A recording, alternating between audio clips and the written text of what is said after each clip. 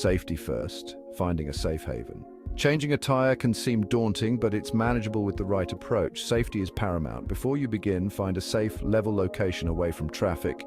A straight stretch of road or a parking lot is ideal. Engage your hazard lights to alert other drivers. Once parked, engage your parking brake firmly. This prevents the car from rolling while you work. Now gather the necessary tools. Having them ready streamlines the process. Gearing up essential tools for the task. Your car should come equipped with a spare tire, a jack, and a lug wrench. These tools are often located in the trunk, under a cover, or within compartments. Familiarize yourself with their location beforehand. A flashlight is crucial, especially if it's dark or low light conditions. Gloves protect your hands from dirt and grime.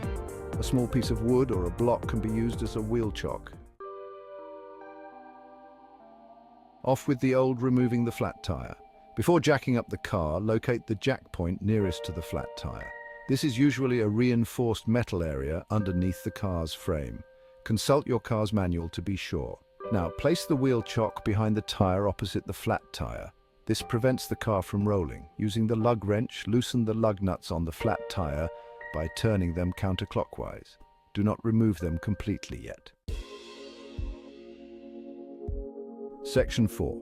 On with the new. Installing the spare tire. In this section, we will guide you through the essential steps to safely and efficiently install a spare tire on your vehicle. Carefully raise the car using the jack until the flat tire is about 6 inches off the ground. Ensure that the jack is placed on a solid, level surface to prevent any accidents. Make sure the jack is stable and positioned correctly. Double check that the jack is securely in place before proceeding to avoid any mishaps. Now, you can fully remove the loosened lug nuts and take off the flat tire. Keep the lug nuts in a safe place so they don't get lost. Place the spare tire onto the lug bolts, aligning the holes carefully. Make sure the spare tire is properly seated on the hub. Screw the lug nuts back on by hand, turning them clockwise. Start with a few turns to ensure the tire is held in place. Once they're all on, use the lug wrench to tighten them in a star pattern. This ensures even pressure and a secure fit. Tighten each lug nut gradually, going around the pattern multiple times until they're all snug. Section 5. Back on the ground, lowering and final checks. This is the final step in ensuring your car is ready to hit the road safely.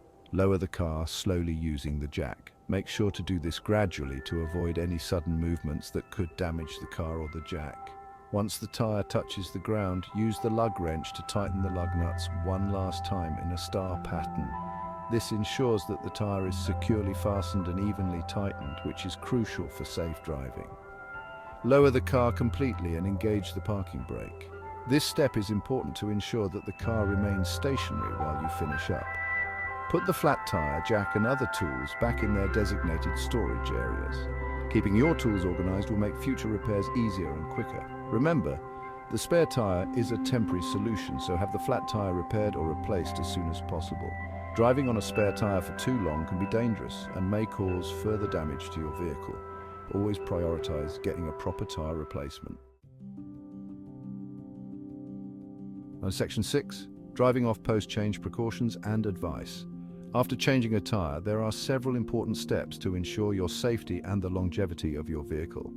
Before driving, check the spare tire's pressure using a tire gauge. This is crucial because an underinflated or overinflated tire can be dangerous. Inflate it to the pressure indicated on the tire's sidewall or in your car's manual. Ensuring the correct pressure helps maintain control and stability while driving. Remember, spare tires may have different pressure requirements. Always double check to avoid any mishaps. Drive cautiously for the first few miles after changing a tire.